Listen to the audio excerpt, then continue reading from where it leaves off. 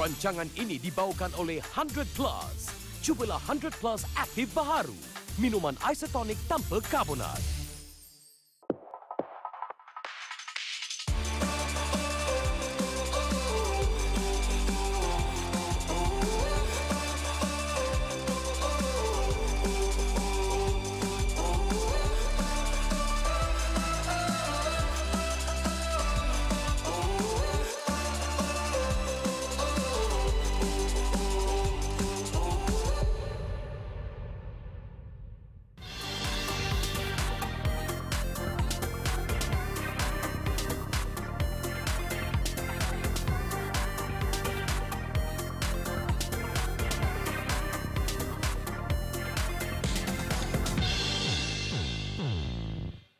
Selamat datang ke Projek Sukan C29. Untuk episod kelima, anda masih lagi bersama saya Fiona Cheong dan sekarang ni saya berada dekat dalam Stadium Nasional Bukit Jalil. Seperti mana yang anda semua nampak dekat belakang ni. Inilah wajah baru Stadium Nasional Bukit Jalil. Tapi bagi anda semua yang ada dekat rumah tu, tengah duduk macam teka. Macam mana agaknya rupa wajah Stadium Nasional Bukit Jalil sekarang? Tak payah teka. Jom saya bawa jalan-jalan tengok. Let's go. Salah satu infrastruktur KL Sport City yang dinaik taraf adalah Stadium Nasional Bukit Jalil. Stadium ini akan menjadi tumpuan peminat sukan serantau dengan acara pembukaan dan penutup selain sukan padang dan balapan. Stadium ini mula dibina pada 1 Januari 1995 untuk menjadi tuan rumah Sukan Commonwealth 1998. Selepas berakhirnya Sukan Commonwealth, stadium ini menjadi gelanggang utama skuad bola sepak negara. Populasi yang terlibat dalam menaik taraf stadium ini memberi jaminan ia akan memberi satu pengalaman baru bukan sahaja dari segi reka bentuk tetapi kepuasan kepada para penonton. This is the national stadium and the national facilities. So this is the place where Malaysia shines on the world stage. So for the SEA Games, we want the best possible athletic performance, but we want the best fan experience as well so we can showcase Malaysia to the rest of the world. We've done that by designing the stadium in a really unique way. It's a Malaysian way. We drew inspirations from the Malaysian tiger, from the athleticism of what's going on within the stadium itself to design this really dynamic facade around the building that comes alive. This is not a static building. This is an alive building that changes colour and actually changes form, and at night it just shines out around the area. So what we've done is to create a destination point, not just for one event, but for 7 days a week, so people will come all the time.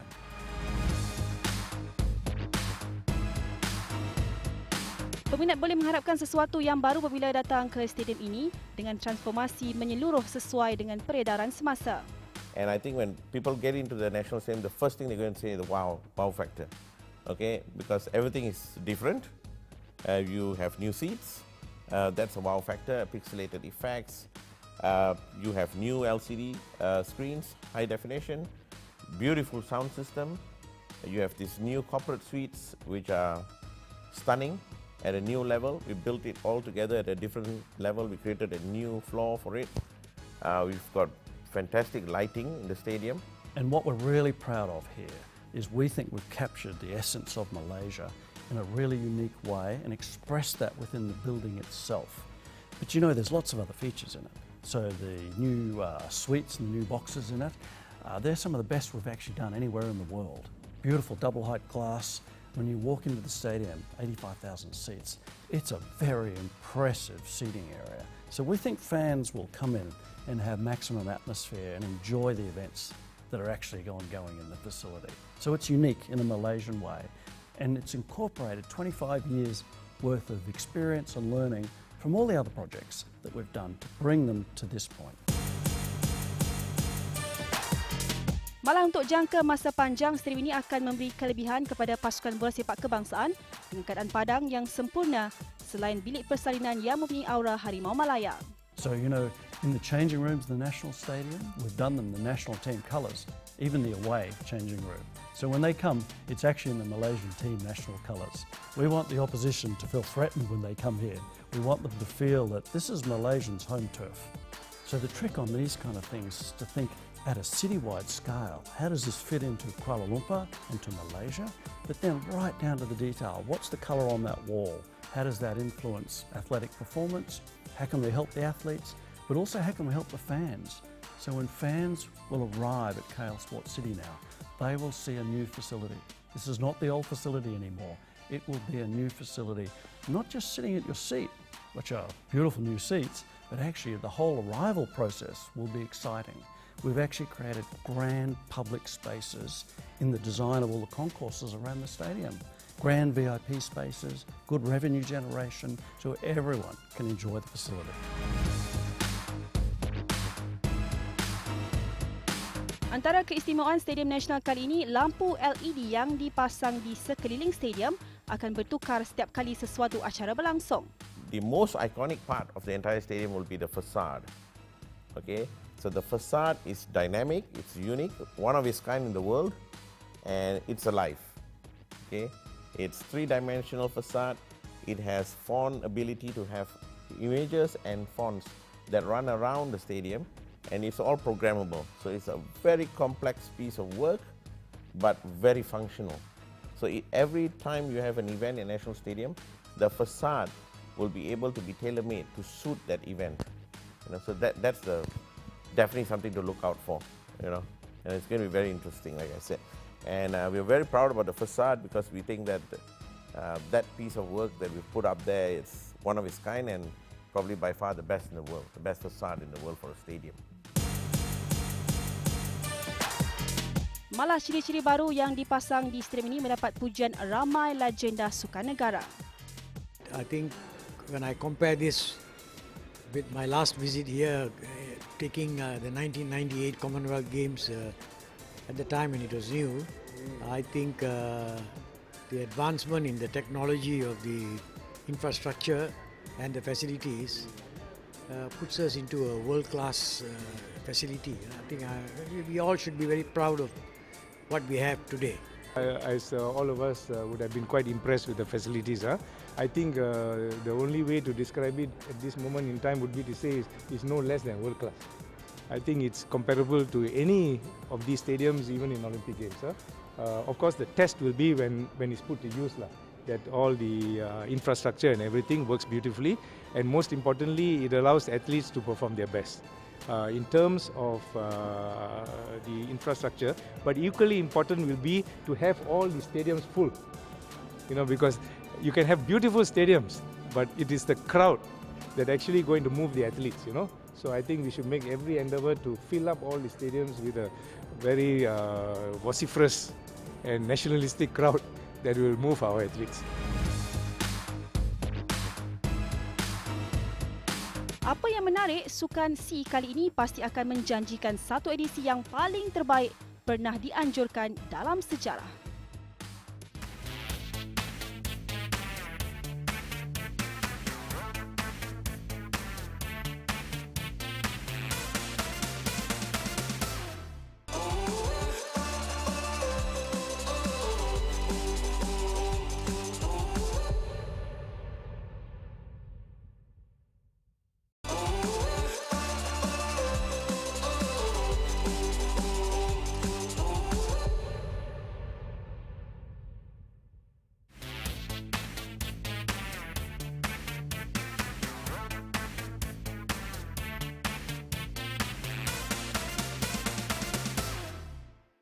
Bertemu kembali, saya diberitahu ada beberapa acara yang memerlukan anda untuk membeli tiket untuk menyaksikan acara tersebut. Rasanya kenapa dan juga acara apakah yang kita perlu beli tiket untuk menyaksikannya? Jom kita sama-sama saksikan. Penjualan tiket bagi acara di Sukan C Kuala Lumpur 2017 mula dibuka untuk jualan kepada orang ramai. Penjualan tiket ini dibuat agar perjalanan Sukan C lebih teratur dan sistematik untuk memastikan semuanya berjalan lancar. Sebanyak 19 acara sukan memerlukan tiket termasuk upacara pembukaan dan penutupan Sukan C. Terdapat 19 acara sukan yang memerlukan tiket seperti acara sukan akuatik yang merangkumi acara terjun, renang berirama dan polo air, badminton, gimnastik, karate, taekwondo, pencak silat, futsal, bola jaring, rugby, berbasikal track, bola keranjang, sepak takraw, biliard dan snooker, muay dan bola sepak. Ini juga termasuk upacara pembukaan dan penutup KL 2017 yang bakal diadakan di Stadium Nasional Bukit Jalil. Harga tiket yang ditawarkan berpatutan bermula dari RM10 sehingga RM20, jauh lebih murah dari Tamasya lepas di Singapura. Namun 32 acara lain dalam Tamasya KL 2017 boleh ditonton secara percuma. Tidak semua acara memerlukan tiket. Sebanyak 32 acara sukan dapat ditonton secara percuma seperti akuatik, open water, memanah olahraga, 10 pin bowling, tinju, kriket, berbasikal, BMX dan jalan raya, equestrian, lawan pedang, golf, hoki, hoki ais, luncur ais, judo, bowling padang, petong, sukan layar dan pelbagai acara lagi. Ini semua percuma, without ticket. Sementara itu, tiada tiket akan dikenakan untuk semua acara bagi sukan para ASEAN. Bagi sukan para ASEAN, kemasukannya adalah percuma, semuanya. Para penonton boleh mendapatkan tiket di laman web rasmi Sukan C. Bagi yang ingin membeli tiket semasa hari tamasya, mereka boleh mendapatkan di kios venue pertandingan bergantung kepada bilangan tiket yang tinggal.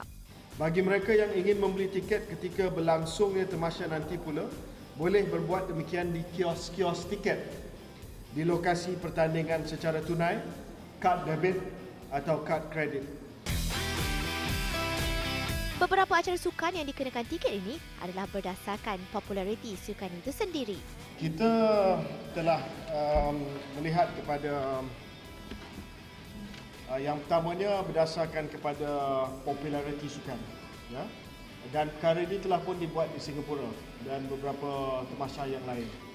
The popular sports, oleh kerana permintaannya sangat tinggi dan juga kapasiti terhad.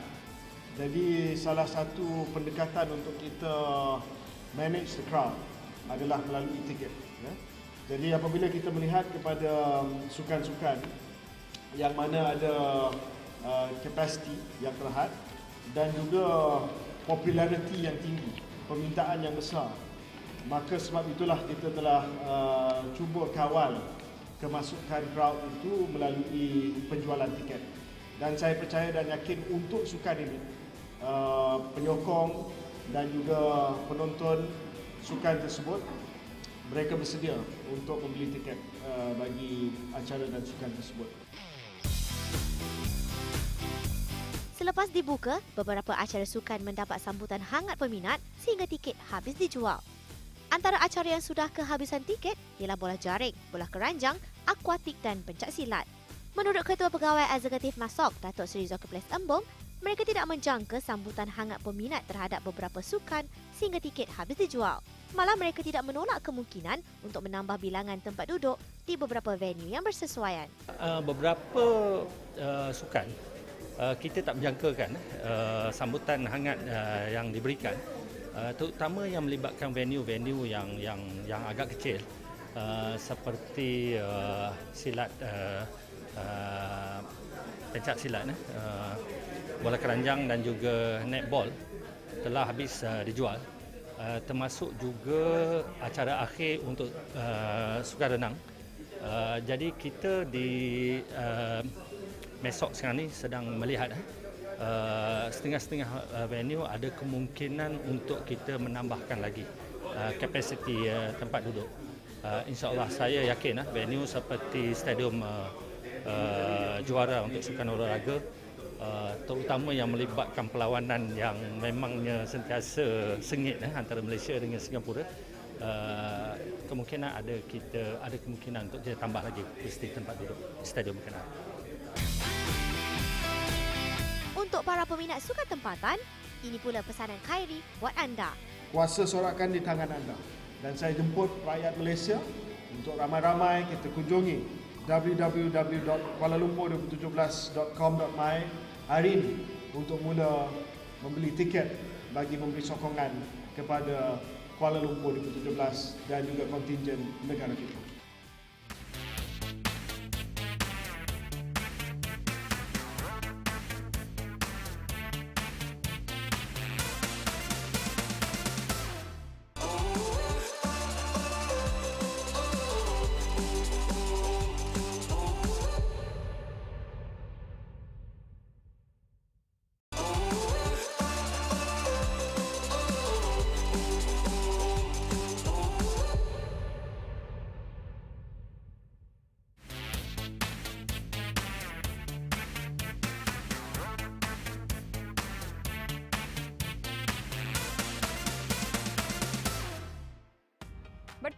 kembali dalam Projek Sukan C29.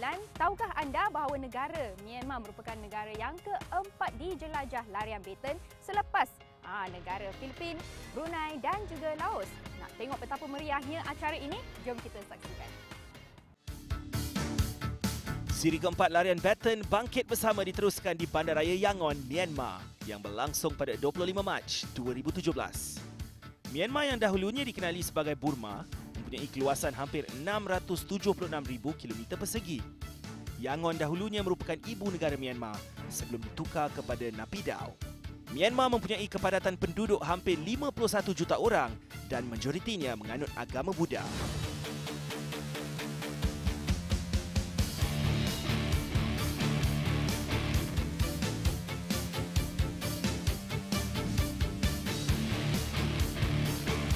Larian badminton bangkit bersama di Yangon disertai hampir 5,000 peserta diketuai 5 atlet kebangsaan Myanmar, antaranya pelari jarak jauh San Naing yang beraksi pada Sukan Olimpik Rio 2016.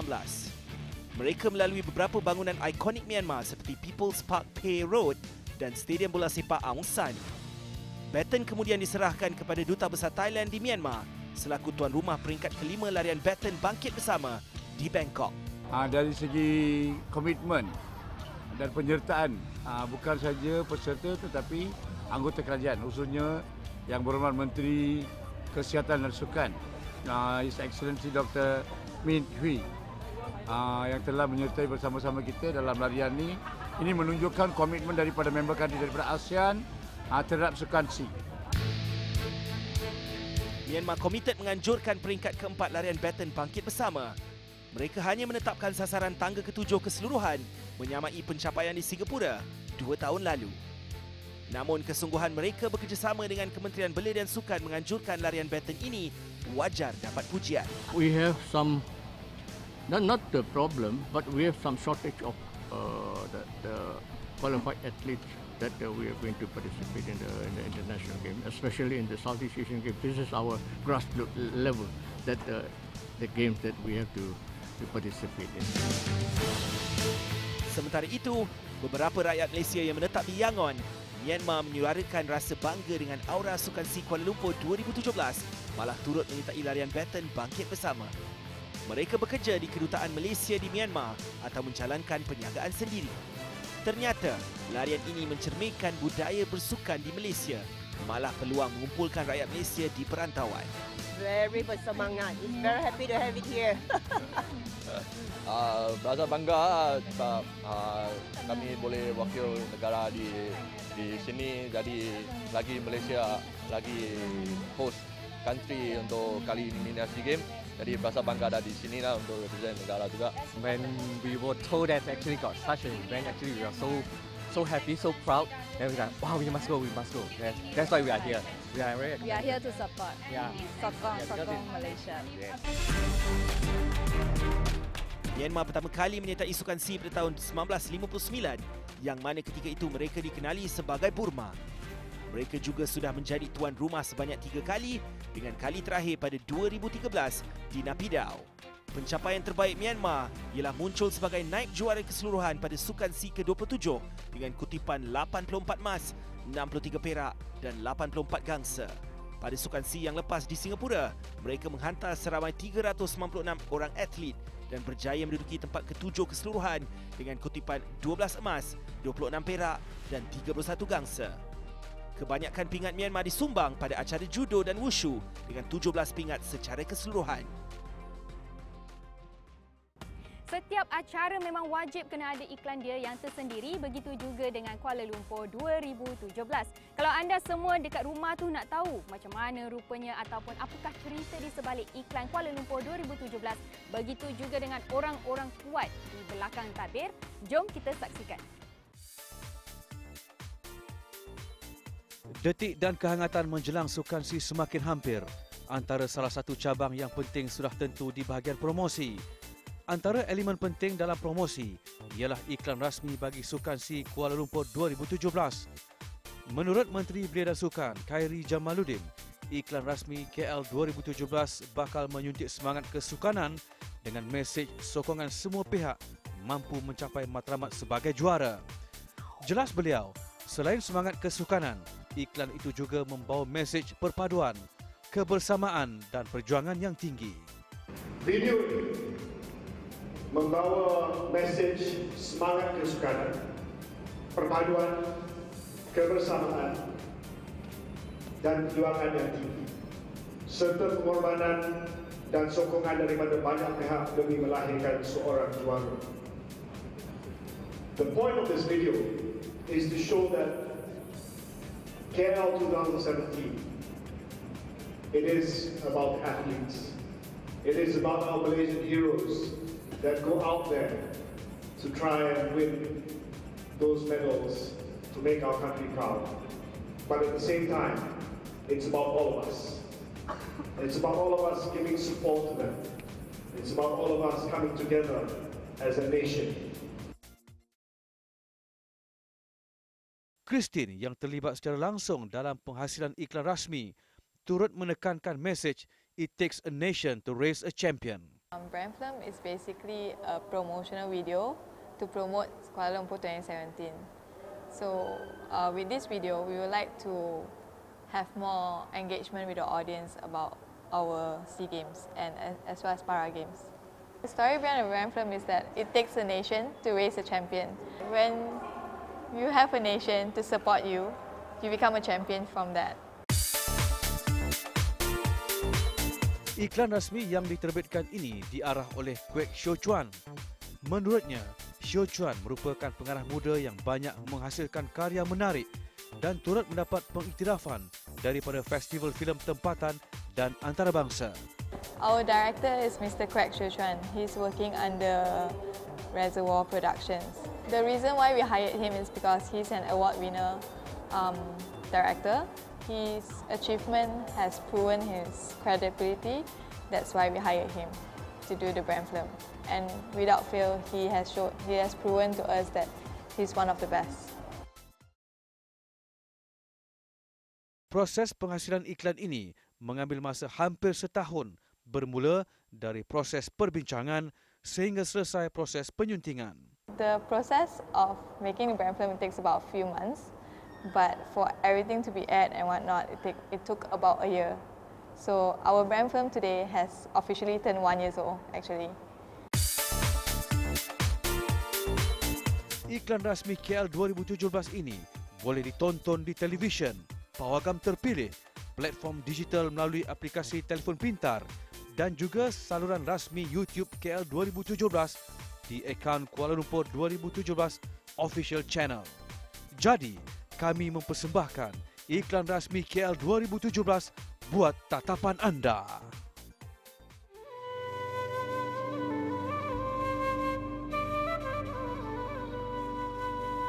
Hey, lihat cahaya panji sinar semarak api menerangi dan ku bersemangat jati dan langkah berani mengiringi.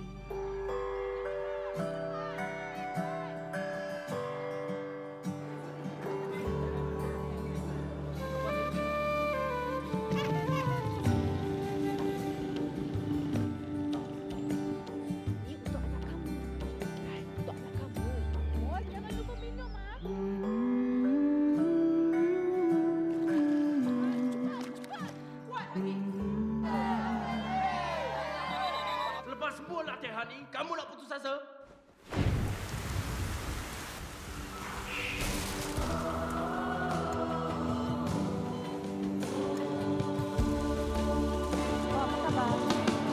Ku akan berjuang dengan doa dan impian untuk jutaan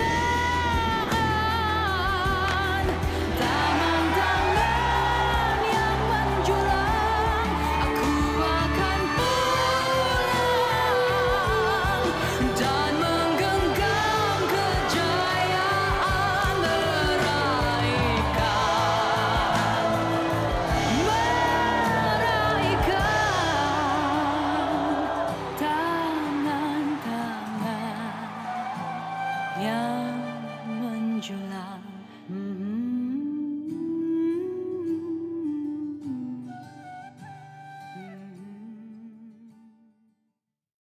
Nampak gayanya kita sudah pun sampai ke penghujung rancangan. Saya nak ucapkan terima kasih kepada para penonton yang telah setia bersama kami dari bermulanya hinggalah ke penghujung rancangan. Dan saya harap anda semua dapatlah info-info mengenai Kuala Lumpur 2017 melalui episod kelima. Dan jangan lupa minggu hadapan teruskan bersama kami di masa dan juga hari yang sama. Dadah!